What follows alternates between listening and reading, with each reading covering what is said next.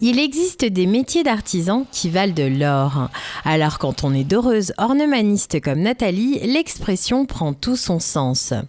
Après avoir fait des études d'histoire de l'art à Strasbourg, elle a passé en candidat libre son CAP de doreur ornemaniste au CFA de la Bonne Graine à Paris.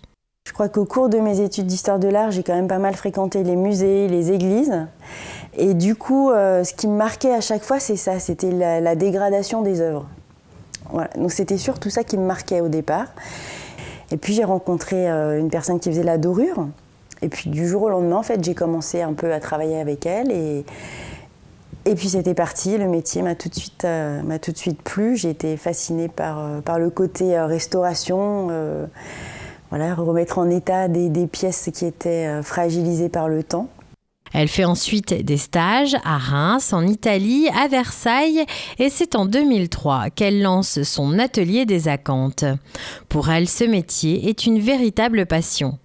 Souvent, quand on pense dorure, on pense doreur, on pense dorure à la feuille. On se dit, ouais, il pose des feuilles d'or toute la journée.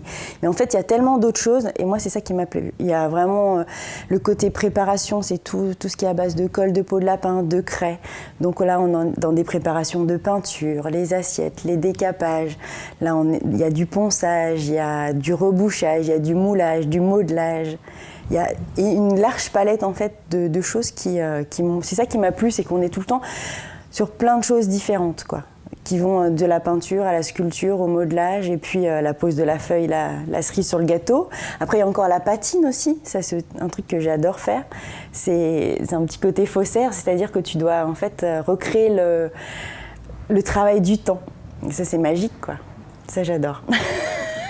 Nathalie vient de travailler sur un cadre de plus de 4 mètres de hauteur. Il provient de la chapelle de la clinique de Strasbourg. Ce mobilier a été donné à la paroisse de Chervillers. Il sera dorénavant dans la nef de l'église. Nathalie n'est pas prête de se lasser de son travail. Mais je me dis souvent, parce que moi, jeune, j'ai fait plein de petits trucs, tu vois, j'ai fait plein de sports, voilà, bref. Et je me dis, c'est le premier truc quand même où je reste aussi longtemps dessus et où je m'ennuie pas, où je suis tout le temps fascinée de découvrir les objets. Ça, ouais, chaque jour, je suis contente de venir bosser parce qu'il y a un truc différent qui va se passer et je m'en lasse pas, en fait.